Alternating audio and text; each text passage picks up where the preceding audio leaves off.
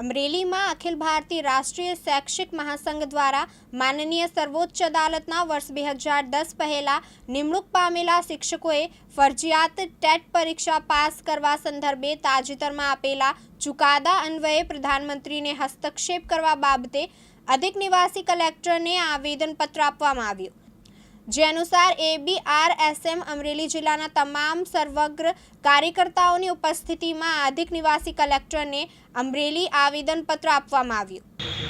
આજરોજ Amreli collector office મુકામે તમામ સમસ્ત અખિલ ભારતીય રાષ્ટ્રીય શૈક્ષિક મહાસંઘના હોદ્દેદારો દ્વારા એક આવેદનપત્ર આપવામાં આવ્યું છે। વિગત એવી છે કે નામદાર સુપ્રીમ કોર્ટની અરજી ક્રમાંક 1385/2025 અનુસાર તમામ શિક્ષકોને ટેટની પરીક્ષા આપવા માટેની વાત કરવામાં આવી છે।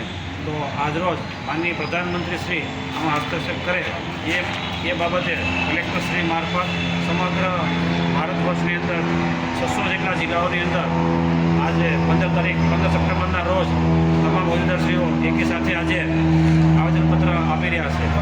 આમાં અમારી માંગણી એવી છે કે 2009 અને 2010 23 ઓગસ્ટ NCTની સ્પષ્ટ સૂચના થયેલી છે કે શિક્ષકોને 2010 પછી જે ભરતીમાં લાગ્યા છે એમને ટેટની પરીક્ષા આપવાની છે અને 2010 પહેલાંના શિક્ષકોને ટેટની પરીક્ષામાંથી મુક્તિ આપવામાં આવેલી હતી। આ ધ્યાનમાં લેવામાં આવેલ નથી।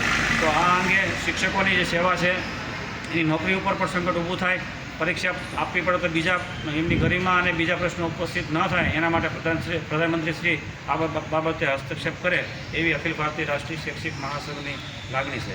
જય હિન્દ। DD વરુ દિવ્યાંગ ન્યૂઝ, જાફરાબાદ, અમરેલી।